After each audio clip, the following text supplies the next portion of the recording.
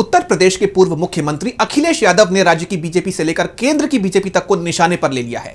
उन्होंने शंकराचार्य विवाद से लेकर बजट सत्र समेत कई मुद्दों पर सरकार की घेराबंदी की, जिससे सरकार की मुश्किलें बढ़ती हुई दिखाई दे रही हैं।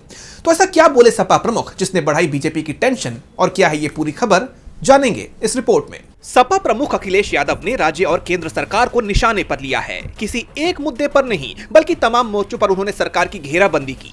माघ मेले के दौरान शंकराचार्य अभिमुक्तेश्वरानंद को लेकर शुरू हुए विवाद पर अखिलेश ने सरकार को घेरते हुए कहा कि किसे नहीं दिख रहा कि वो खुलेआम शंकराचार्य का अपमान कर रहे हैं। क्या हमारी हैसियत है कि हम शंकराचार्य के खिलाफ कुछ बोल दें? अब मान लीजिए शंकराचार्य जी को अपमान कर रही है, क्या इसके लिए भी नया कानून लाओगे आप?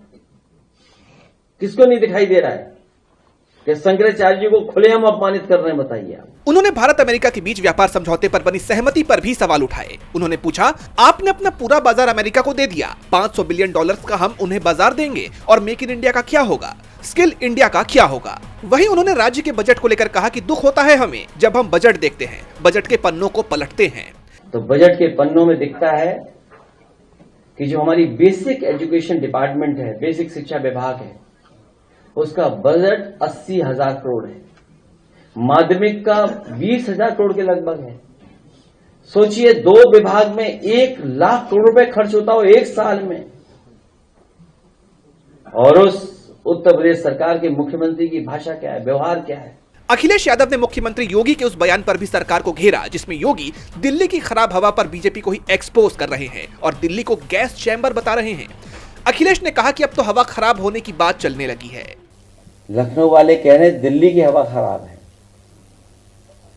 सच्चाई तो यह है कि दोनों ही हवा खराब है, और दोनों की हवा खराब है,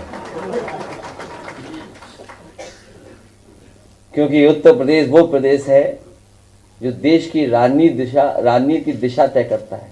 इसके साथ ही अखिलेश यादव ने नोटबंदी और कृषि कानून पर भी सरकार को घेरा और आरोप लगाया कि सरकार को कभी भी किसानों का दुख दिखा ही नहीं। यानी अखिलेश ने कई मुद्दों पर एक साथ हमला कर सरकार की जमीन हिला दी। माना जा रहा है कि जिन मुद्दों पर समाजवादी पार्टी के प्रमुख ने बीजेपी पर निशाना साधा है, उस पर बीजेपी पहले ही बुरी तरह से घिरी हुई है।